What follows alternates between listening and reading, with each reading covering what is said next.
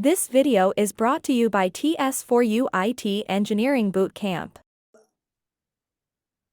Actually important. The many people of us, when we are interviewed, we stay there 1 hour. We have been doing very well, and we overperform. And opposite, my interview board is happy, but they get actually the very unhappy when they ask you a question. Do you have any question for me? Or if they ask you some behavioral question, we just get numb. So that's what she meant. Technically you have done very well, but when they start asking you behavioral, that's actually they know your level of actually the work strength. So that time you really need to be prepared very well.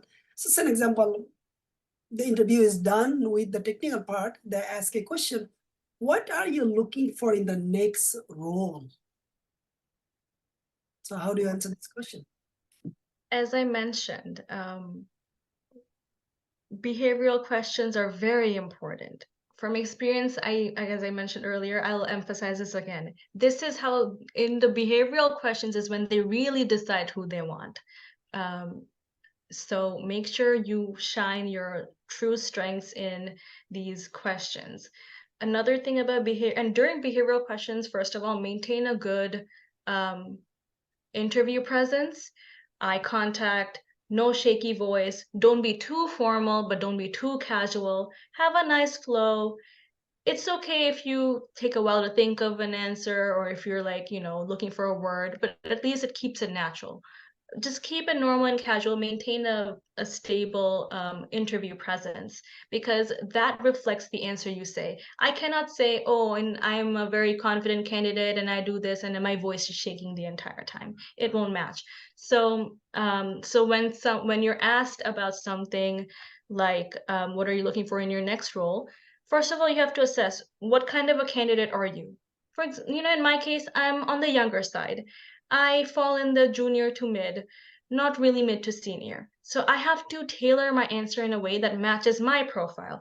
Now, if it's someone else, like for example, if my father was in an interview, his answer for what are you looking for in your next role will not be mine. He will be mid to senior level. His experience is more than mine. He would have something different.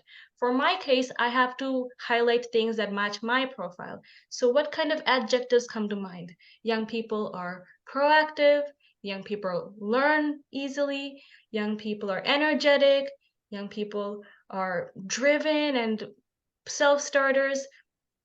So keep your own portfolio, your own resume in the back of your mind. It has whatever behavioral thing I answer has to match everything all together.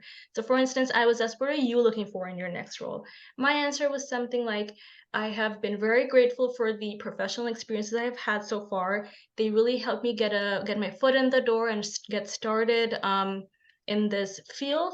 But now I'm looking for a position where I can really grow with the company and truly and plant myself there and work long term, where I can both offer my contributions and also use the stimulating work culture and environment to grow myself, because I feel like I've only gotten started and I have a lot to offer. And if an organization taps into my abilities, it will be rewarding for them and it will be rewarding for me. When you answer these kind of questions, you cannot just say, oh, only I want to learn, only I want to grow. You also have to highlight what you will offer them. So in this kind of situation, you have to say that, oh, you have to be honest and always positive things. Don't say, I did not learn anything in my last one, I'm here to learn now. No, you say, every experience taught me a lot, I'm grateful. And you have to be promising to them. They don't want someone who will only work a little bit and then leave. That's why I said, in my next role, I really want to stay there long term and really make the most of my skills. Then you say that I want to contribute the skills I have to offer. And I also want to use this company's culture and opportunity to grow myself. But then I also said, I also feel like I have more skills and abilities that can be tapped into and turned into skills. This I said because it gives an idea that, okay, this person has some skills, but if I tap into them, there will be even more reward. It's not just what's on the resume, there is even more coming up. So This, you really paint a picture for them. Behavioral questions are you paint a picture for them. Don't make it too fantasy, but you have to keep it both realistic but also promising. So when you're answering behavioral questions, you have to kind of keep that in mind. That's why I said my answer that way. You were touching base on many different points. I'm just sharing my line of thinking with you so it helps you too. In case you're ever coming across a question that you're not familiar with, at least you can follow this kind of thinking and answer your questions. Yes, I think this is important. I think she mentioned based on your situation, you will speak. If you are an engineer, speak like an engineer. Have the plan to become a senior in 3 to 5 years. Just do not start saying, I want to become a CTO of the company. It doesn't make sense. So again, it is start when you apply for the job, you see the JD. Of course, you know that every role has a journey, has a life cycle from one step to another step.